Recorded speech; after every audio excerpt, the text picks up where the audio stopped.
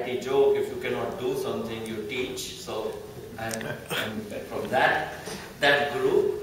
I just want to tie in one thread that I heard, just what BP mentioned, and then Praful, and it came through in Sunil also, that sustainability will now require more place-specific, nuanced approaches. I think with energy, with water, with health, with food, we took kind of a common industrial process approach which worked for a while. New York's water, energy, food systems are totally independent of each other. I think increasingly the challenge will be how to design things. Just like BP said, he wants to reduce the design time from, I think, 60 days to 3 days for this very local specific thing. So I want to just sort of tie that in to talk very quickly about the food systems in India. I want to talk about two topics, so I'll run through this. And a lot of this work is with my colleague Manulal, who was going to be here but couldn't be. He's actually in India right now. And we work for the Water Center, with, jointly between engineering and the Earth Institute. So just very quick snapshot, food production from 1950 to 2000 went up by a factor of 4.2 in India. Population went up by a factor of 3, so that's why we have more food per capita. But if you look at it a little bit deeper, rice and wheat went up very significantly, whereas what we call pulses and coarse cereals, so bajra, jawar and the dals are coarse cereals, that actually went up by less than 2. There's an interesting story there that crops that were resilient, had certain micronutrients, certain proteins, haven't gone up in the same way that population went up. Okay, so we have gone more towards meeting calorific needs, not necessarily full nutritional needs. Okay. How did we achieve that? It was very little by increasing land area, because India is one of the most densely populated places. The land available hectare per person is low, perhaps only second to Bangladesh. So it was through increasing yields for the same land. And it was a combination of the Green Revolution. Fertilizer, seed, irrigation played a huge role. Today, though, we have to now rethink how we approach it, I think, because irrigation, which the water for food production takes up more than 90% of our water. So while we just have to remember that 90% of the water is going towards food production. In many parts of India, 1 kilogram of rice takes 2,000 liters of water. Just so that eating 1 kilogram of rice, we may need 40 liters of water per day for various things, but 1,500, 2,000 liters to produce it.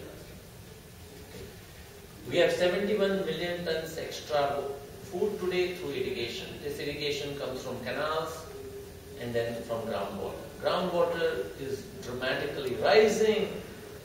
How much energy is going into that groundwater pumping, I also want to point out. So that's 71 billion tons.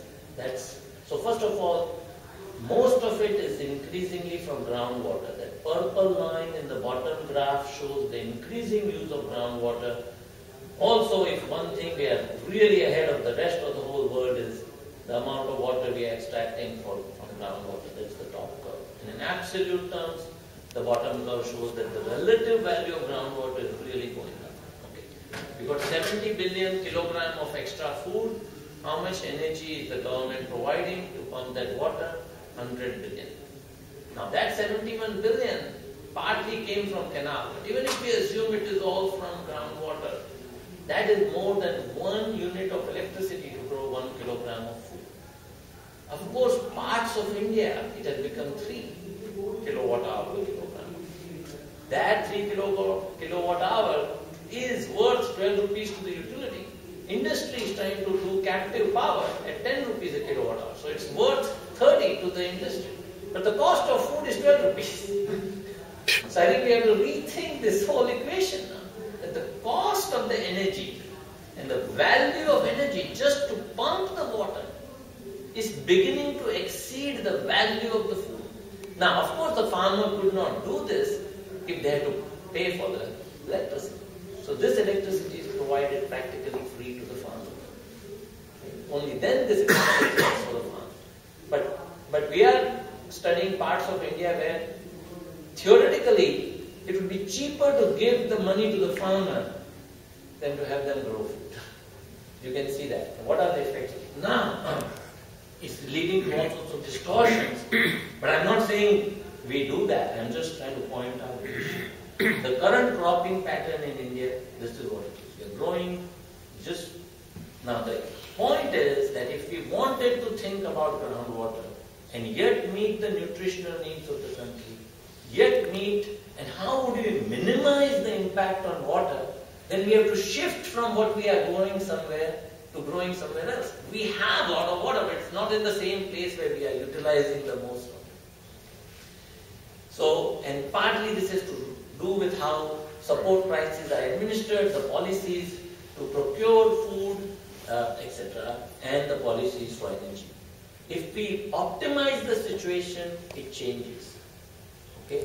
If we try to make sure where we should grow what we would find out is that Punjab should not be growing rice, it should be growing more.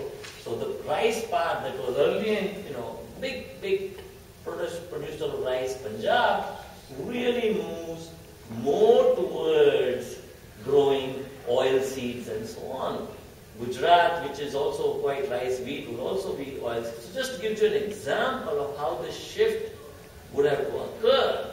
Andhra, the parts of Andhra which are very water scarce would not do that. We are working on sort of different ways to incent, what should be the policy mechanisms that will enable this shift so that more of the rice is grown in parts where we have more water and so on. Okay.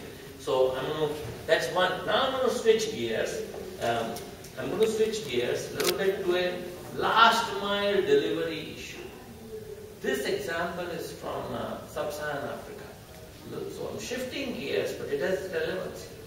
Now, I just want to, many of us with grey hair, villages in India first got a landline phone, and I think Sam Pitroda is here somewhere at the conference, when in the village they created a metered phone device, which was very clear what it was called, the STD booth, right? And then you had a clear meter, how much you have paid, what number you dialed, how much minutes you have talked, how much money you owe. There was no dispute, everybody came and paid for the service. The same people who were not paying for electricity when it was clearly metered in transactions. I want to give an example of that. Now we know that, how do the poor spend money on electricity?